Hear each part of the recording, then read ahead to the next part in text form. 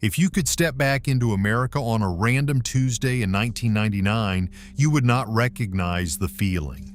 Not the buildings, not the clothes, the feeling. There was a lightness to this country that is almost impossible to explain to anyone who did not live through it.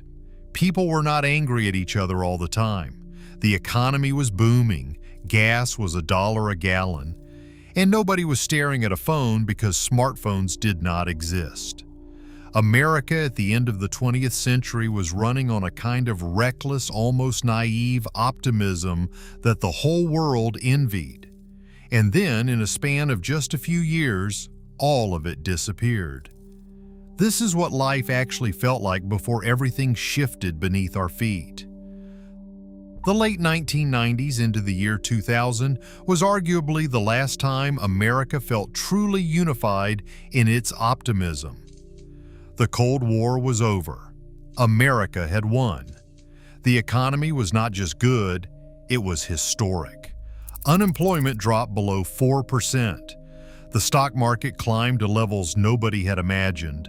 The federal government was running a budget surplus for the first time in decades. Regular people, not just Wall Street traders, were making money in the stock market. A secretary at a tech company could become a millionaire off stock options. The phrase .com was attached to everything, and it felt like the internet was going to make everyone rich. People genuinely believed the future was going to be better than the present, and they had evidence to back it up. The American home at the turn of the millennium had a specific look and rhythm. Families still gathered in living rooms around a single television, though now it might be a big screen rear projection set that took up half the wall. The furniture was oversized, leather couches and La-Z-Boy recliners. Entertainment centers made of oak or cherry wood held the TV, the VCR, and the new DVD player that was replacing videotapes.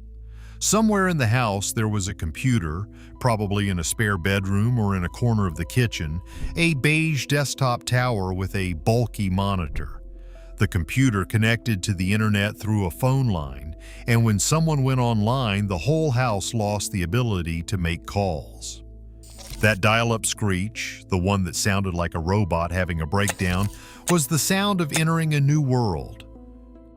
Going online in the late 1990s was an event, not a constant state. People would log on to AOL and hear that voice say, "You've got mail," and it actually felt exciting. Chat rooms were where strangers talked about everything.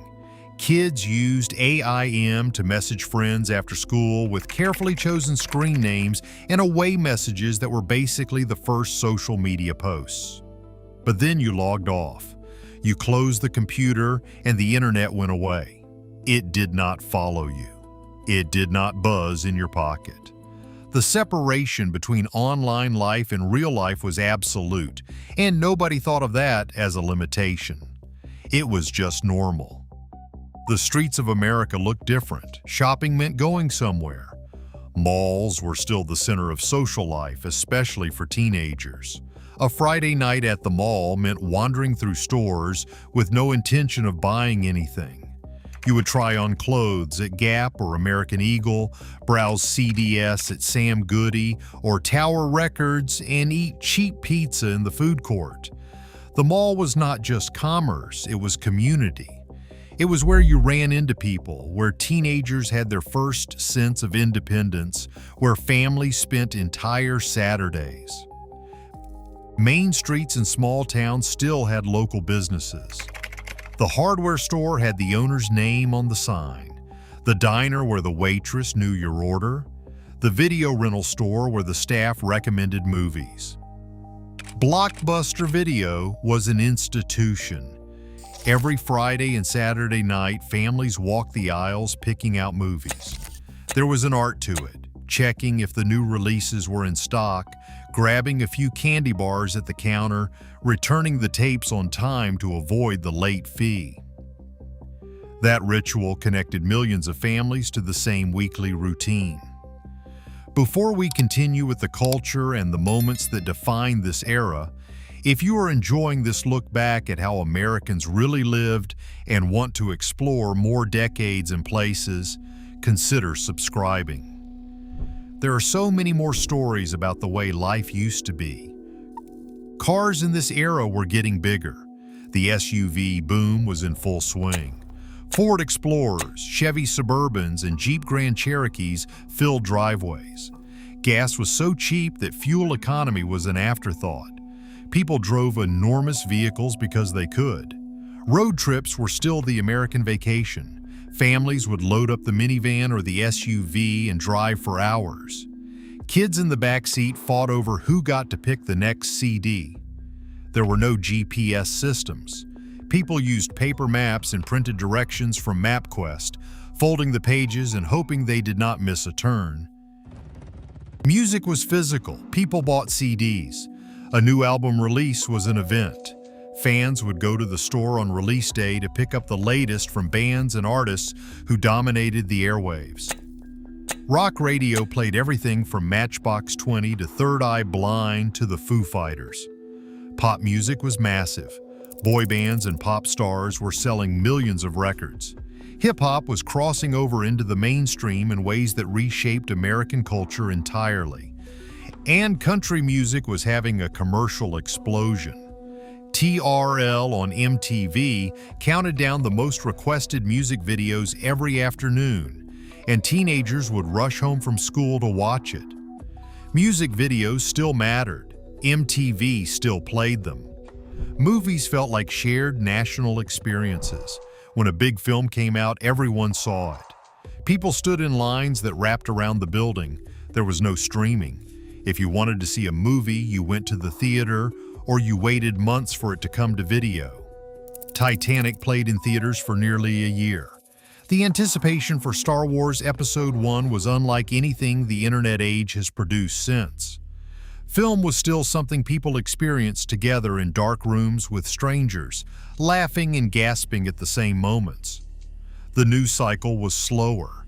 People watched the evening news or read the morning paper.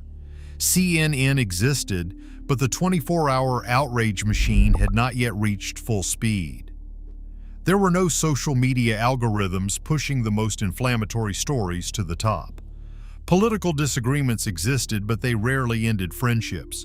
Neighbors with different political views still had barbecues together. The toxicity that now saturates public life had not yet taken hold. Americans argued, but they still largely trusted the same institutions and shared the same basic facts. Children in this era lived differently. Kids left the house in the morning and came back when the streetlights turned on. Parents did not track them with GPS. There were no phones to call. You just trusted that your kids were somewhere in the neighborhood, riding bikes, playing pickup games in someone's backyard, building something in the woods. Summer meant being outside until dark. It meant running through sprinklers and catching fireflies. It meant boredom, real boredom, the kind that forced kids to invent games and explore and use their imagination because there was no device to fill every empty moment. Schools did not have active shooter drills. Airports did not have body scanners. You could walk someone all the way to the gate at the airport and watch their plane take off.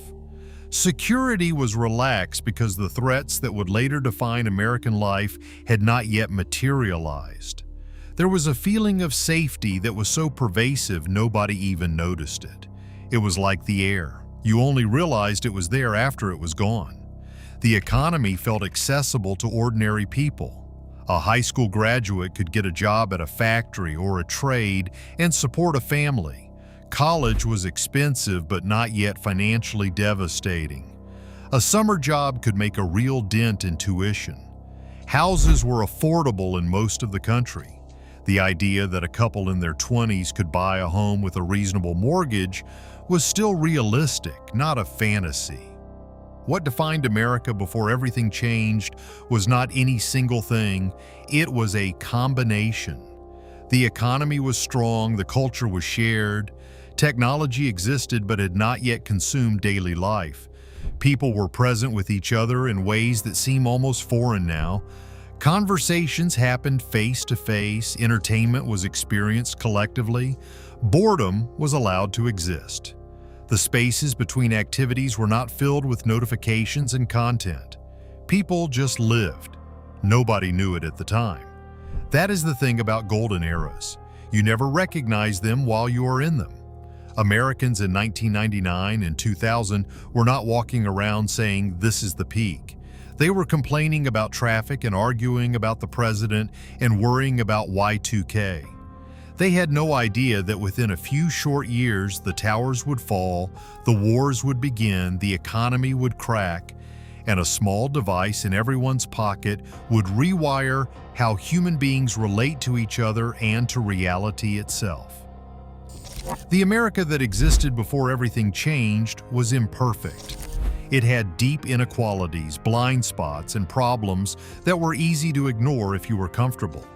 But it also had something that is genuinely difficult to find now, a sense that things were going to be okay, a belief that tomorrow would be at least as good as today, a country that still felt, for all its divisions, like one country.